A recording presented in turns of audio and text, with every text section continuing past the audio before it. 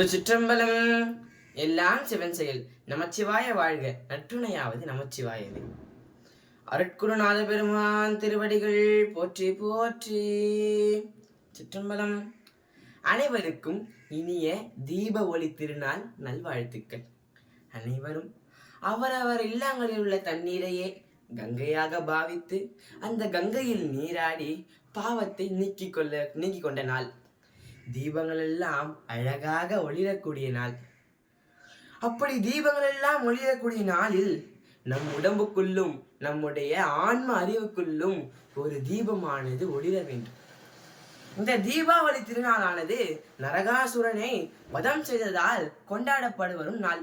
அதே போல்தான் நம்முடைய உடம்புக்குள்ளும் நம்முடைய உயிரறிவுக்குள்ளும் நம்மை எல்லாம் வல்ல பெருமானுடன் சேர விடாமல், பெருமானை அடைய விடாமல் தடுக்கின்றது ஆணவம், மாயை என்றும் சொல்வார்கள்.